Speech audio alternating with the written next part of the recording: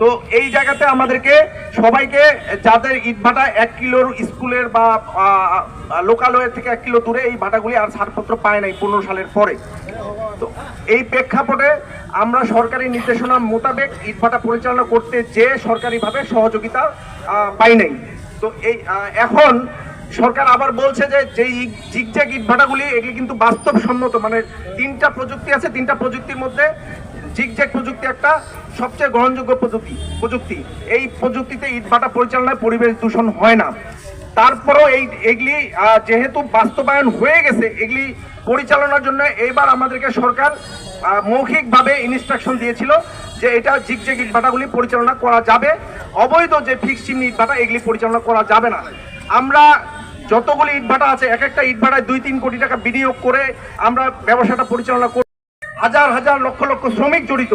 যদি আজকে আমরা বিক্ষোভ করছি মালিক পক্ষ থেকে, কিন্তু এরপরে ঈদের পরে যদি এটা আমাদের এই দাবি মেনে নেওয়া না হয়, তাহলে ঈদের পরে আমরা বৃহত্তর আন্দোলনে যাব সঙ্গে শ্রমিক সহ, এবং এইটা সরকারকে মোকাবিলা করা সরকারের জন্য অনেক কঠিন হয়ে যাবে।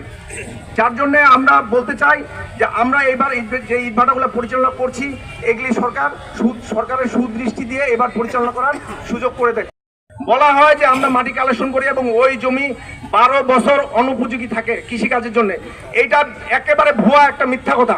কারণ আমরা যত পরিমাণ ইট ভাটা আছে বাংলাদেশে, যদি এইভাবেই মাটি কাটা হয় এবং 12 বছর ব্যবহার অনুপযোগী হয়, তাহলে কৃষকই মাটি কাটতে দিত না।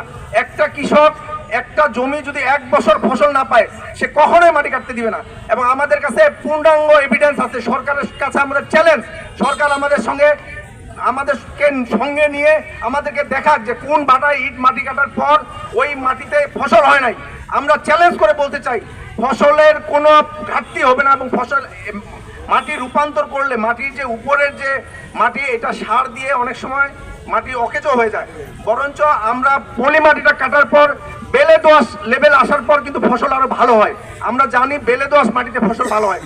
আর ইট ভাটার জন্য প্রয়োজন হয় এঁটেল মাটি। এঁটেল মাটিতে কিন্তু কখনোই ফসল ভালো হয় না। এরকম একটা ভুয়া বিশ্লেষণ দিয়ে আমাদেরকে অন্যায়ভাবে আমাদের উপর চাপ সৃষ্টি করে একটা কালো আইন জারি করে এত বড় একটা বৃহৎ শিল্পকে বাধাগ্রস্ত করছে। এ থেকে আমরা মুক্তি চাই।